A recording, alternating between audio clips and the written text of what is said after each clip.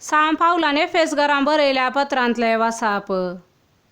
तशें आसता हेर जातींची तुमी ह्या फुडा परखी न्हय, परदेशी न्हय. आतां तुमी देवाचे परजे सवे सहा नागरीक, देवाच्या घराण्याचे सांदे.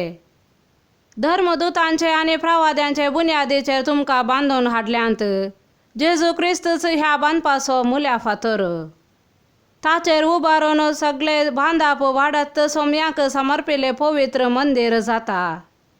क्रिस्ताच्या एकवटाक मेळिल्ल्या तुमकां हेरां सांगता, पवित्र आत्म्या उदेशी देवाचे मंदिर जायशे बांदून हाडल्यांत.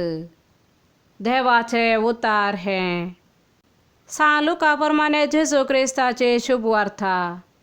त्या दिसांनी ते मागणे करूंक म्हूण एक दीस जेजू दोंगरा चडलो आनी थंय सगळी रात ताणें देवा लागीं मागणे करून करचिली.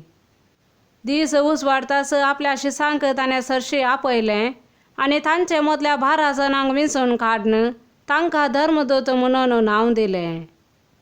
ते 12 जण हे: सिमांव, जाका ताणें पेद्रू म्हूण नांव दिलें, आनी ताचो भाव आंद्रे, जाकोब आनी ताचो भाव जुआंव, फिलीप आनी बार्थोलोमेव, मातेव आनी तोमास, आल्फेवाचो पूत जाकोब आनी देशभक्त म्हणटाले तो सिमांव, जाकोबाचो पूत जूद आनी उपरांत विश्वासघात केल्लो जुदास इस्कारियोत.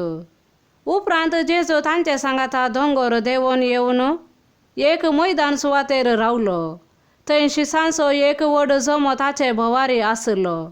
तशेंच सगळ्या जुदेया प्रांतांतावन, जेरुसालेम शहरांतावन आनी दर्या किनाऱ्याच्या तीर आनी सिदोन शहरांतावन एकठांय जाल्लो एक व्हड लोकां जमोय थंय आसलो. ताची शिकवण आयकूंक आनी आपआपले पिडे शिडेंतले गूण जावंक जाय म्हूण थंय ती आयलेली. देवसाराचे उपाद्र भोगताली ती थंय येवन बरी जाताली. जेजू तावन दैवीक सक्त भायर सरून सोमेस्तांक गूण करताली. देखून तो लोकां जमो ताका आपडूंक म्हूण उरडातालो. देवाचे उतार हे.